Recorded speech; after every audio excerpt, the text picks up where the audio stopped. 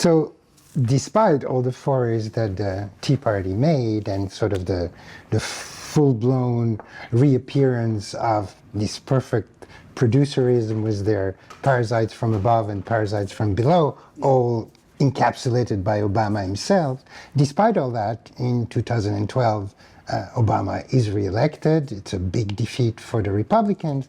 And what comes out of that is a report called Growth and Opportunity Project from the Republican Party, basically saying we're not diverse enough, we're on the wane if we don't reform. So the paradox is, how is it that Trumpism is the outcome somehow of that report, the paradoxical outcome of that report, and how come that 4 years after that report, you not only have the victory of Trump, but also for the first time, a real mainstreaming of the far right and the militia. Mm-hmm. So how does this paradox pan out? Well, one of the things that happened in that election, and Obama's second election, was that the Republican Party, partly based on Tea Party energies, had really come out with a very strong nativist, anti-immigrant set of positions that that Mitt Romney, who had not held himself personally prior to that, decided that he really needed to jump on board with, and talked about how people needed to self-deport and that kind of thing. And so one of the things that that happened in that election is that Republicans really lost the Latino vote, and the Latino vote was growing by percentage in the American electorate in ways that had become quite consequential.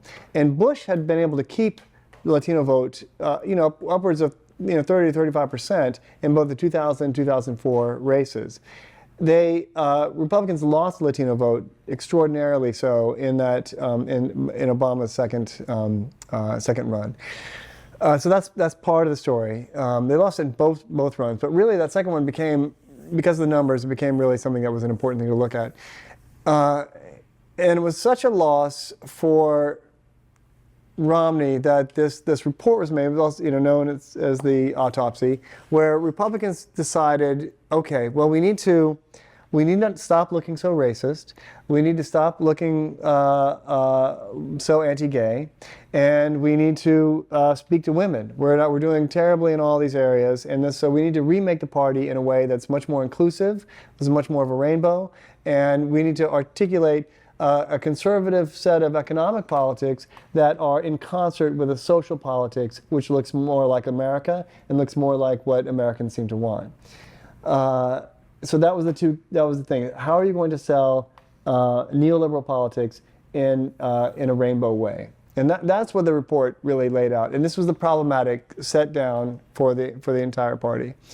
So then in that next election, then you had a number of candidates, capable candidates, come forward on the Republican side who really attempted to do just that. This was the politics you saw with Jeb Bush, with Marco Rubio, go down the whole list. The one thing that report had not focused on at all was class politics and how you're going to keep people who felt like they were falling off the bottom into that party. It was essentially an elite neoliberal corporate diversity campaign model, and it just dissolved immediately in the face of Donald Trump when he announces in June 2015 that he's running for president, that the country's being overrun by immigrants from Mexico who are drug dealers and rapists. And this was an extraordinary gesture coming down the golden escalator in a way that at first everyone denied, but one of the things that a lot had changed in the intervening years. One of them is the result of one of the long results of the 2009 recession, which had many more white people who were no longer, had underwater mortgages, who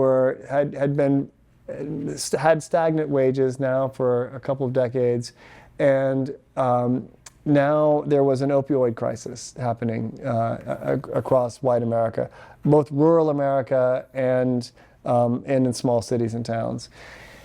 This was something that where you began to see white poverty happening in a way that had not been the case since the New Deal state. One of the things that New Deal had been was, as Ira Katznelson called it, affirmative action for whites. So going back to the 1930s, white people were kind of brought in and given a series of guarantees through the Social Security Act, through the Federal Housing Authority, through the GI Bill, through one thing after another, which secured an American white middle class and meant that white people were not going to be falling off the bottom in the same way.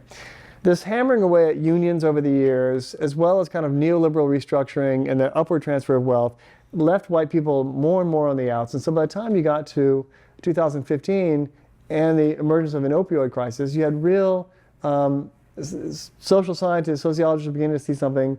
Not just there was great opioid addiction and also greater alcoholism and greater suicide rates in a lower life expectancy among white people, white men in particular.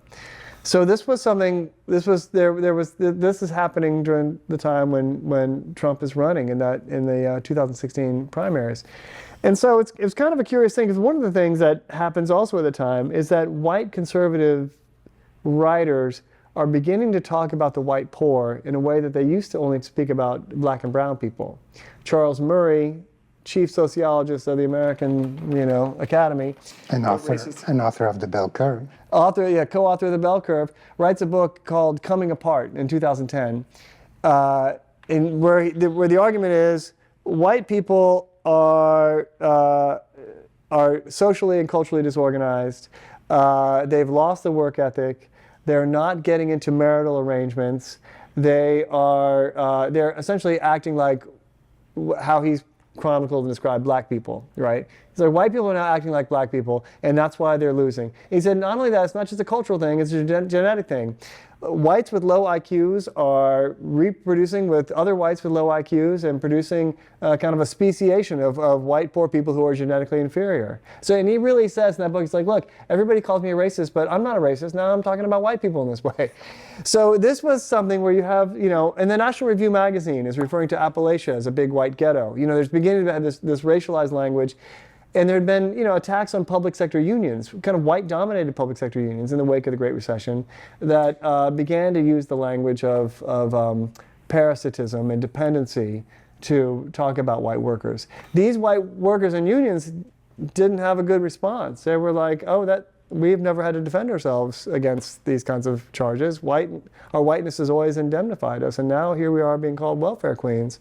So there was a lot that changed on the horizon that Trump was able to tap right into. And if you look at across the primary season, but particularly if you take Super Tuesday, the biggest day of American primaries in the cycle, Trump did best in counties where white people were doing the least well. He brought all these new voters into the system, white people who felt like they knew that Jeb Bush wasn't their friend. They knew that Marco Rubio wasn't their friend. They knew that Ted Cruz wasn't their friend. They knew that none of these neoliberal Republican candidates were on their side about anything. And now they didn't even seem to be particularly jazzed about helping out white people.